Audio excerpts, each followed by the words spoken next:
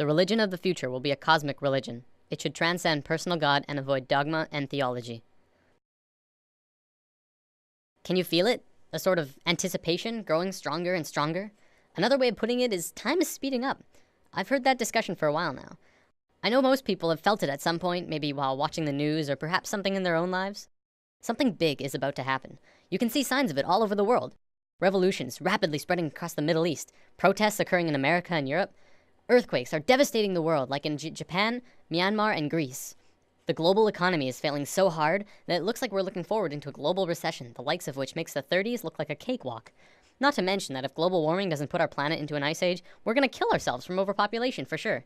And using the rate of doubling, we definitely don't have the resources to survive the way we are for maybe little over 10 years. Yet, despite all of these things, we're about to learn something amazing. It's something that will transform the earth into something completely different, something incredible and beautiful. Many people across the globe have learned about this, and they've applied it to themselves and witnessed marvelous changes. Others have dedicated their lives to talking about it, to teaching it. I'm someone who's still exploring it, and I want more people to talk about it with. Mind, body, spirit. This is the sacred trinity that allows us life on earth. Without even one of these three, we could not function properly. Yet, in today's world, we only really truly understand two of the three. We have scientifically mapped the mind and the body. We understand next to every aspect about each of them. Yet, what do we really know about the spirit, the soul? What is it? Where does it come from? For centuries, religions have been the primary source for answers pertaining to the soul, but they're not concrete. Many different religions have a different answer and ideas about how things work on this level. Recently, however, a discovery was made, which led to new discoveries and further discoveries. These incredible insights went largely unnoticed by the global community, and while governments and secret services of the world acknowledge them, it wasn't something that really got to the masses. Today, this information is still slowly coming out, and I'm going to share it with you.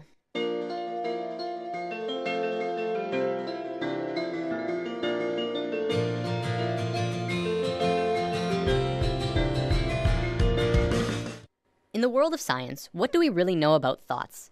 We know we can measure them. By hooking up scanners, you can measure the frequency that are emitted when you think them. They're measurable, yet there isn't anywhere specific in the brain that holds them. Is it possible that you create your thoughts outside your mind? Maybe not. But is it possible that you create your thoughts into the external world from your mind? This is what we're going to talk about today. Have you ever had a moment where you knew exactly what someone else was going to say, about 2 or 3 seconds before they even started talking? Do you have a shared connection between a loved one or a pet where you can always tell exactly how the other is feeling or what they're thinking of, even if they're not really around? Have you ever met someone that you really got bad vibes from and your intuition turned out right? We've all had experiences like these at least a few times, some many more than others. There are even a few people who can kind of tap into this experience quite easily. I believe one of the terms for it is psychic. Let's say for the sake of discussion that when you think of something, anything, it appears right in front of you. No, not physically, but let's say it appears in a different realm that's in and around all of us. We'll just assume for now that it's not something that we're consciously aware of, and it's something that we're going to discuss later on.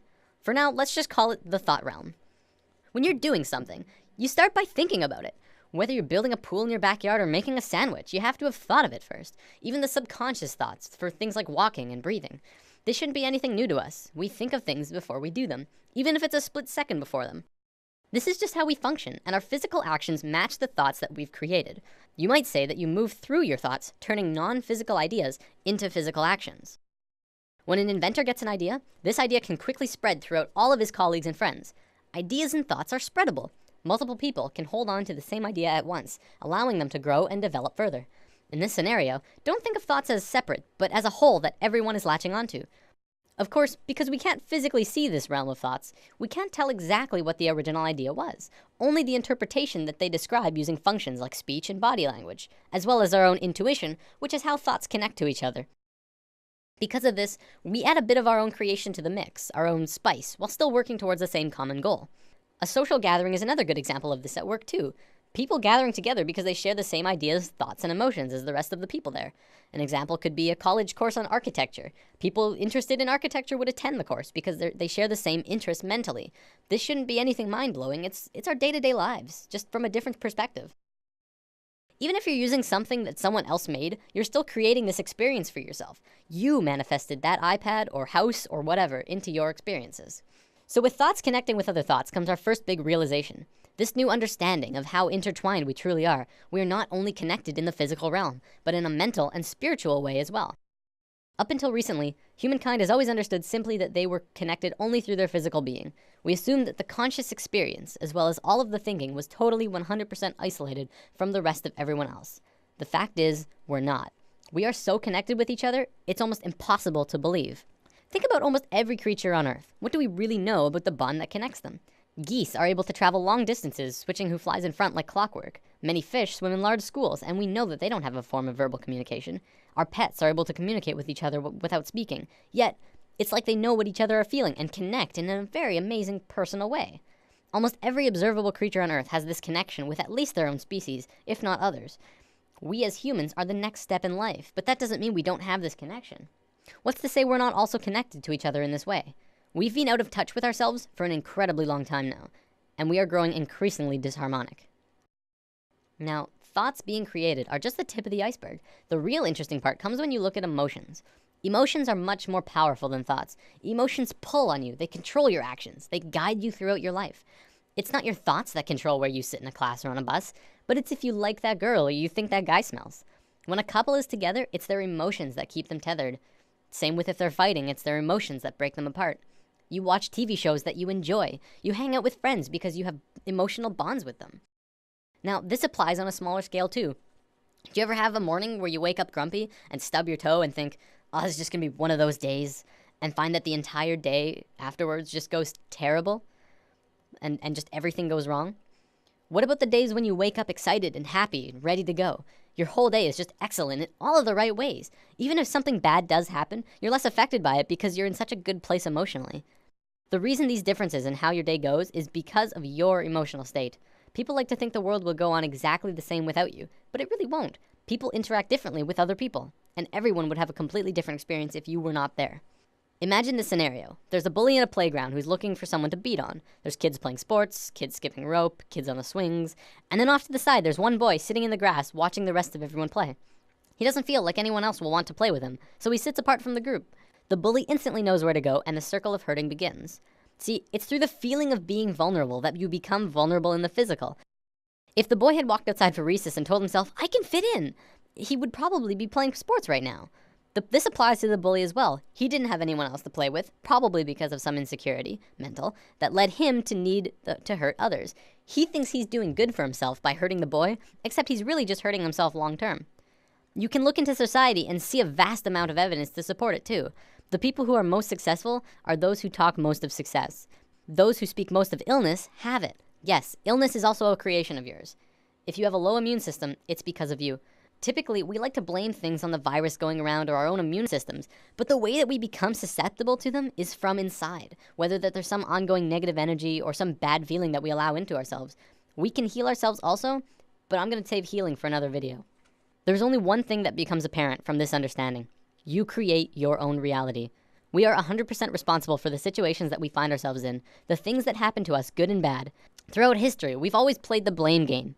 It's his fault I didn't get the promotion. It's her fault I couldn't go to the game. It's everyone else's fault I'm so depressed. Whatever it is, and this may be the hardest thing to truly get, it's your fault. Your happiness, your sadness, your fears and your fortunes, every single experience of your life on Earth was because of you. Remember, just as you are creating your own individual reality, we are all co-creating our realities as a collective. We are one species, and as a species, we are creating the realities that we are experiencing together. One common argument I hear is, what about starving kids in Africa? How are they creating their starving reality? I would respond to that the Western way of life is not really allowing for everyone on the planet to live in the same abundance that the Westerners are, is it? We're using up all of the world's resources, hardly sharing anything unless they're paying a lot for it or if we're getting something out of it. And we ask why they're poor? We haven't been sharing with our brothers and sisters around the planet. But again, that's us as a collective creating the reality that we experience around the planet. This applies through all levels. As a family, you create your reality, and your actions will change what the family experiences. Because of this, and because we are not in tune with ourselves, it may often seem that sometimes we don't have complete control over what it is we experience. Sometimes we're seemingly forced into scenarios that seem out of our control. This happens as a result of our disharmony, and also lack of connection to our own intuition. When we become more in tune with ourselves, we can feel out certain scenarios and decide if that's a path we want to take. Maybe I won't go down into the dark alley. Maybe it feels right to not take that job. Beyond that, once you have the experience that you feel is out of your control, now it's your turn to decide what you do next. You can allow the experience to get the best of you and drain your energy and move into a dense, unhappy place emotionally. Or you can decide to take it for what it is, an experience, and keep moving forward.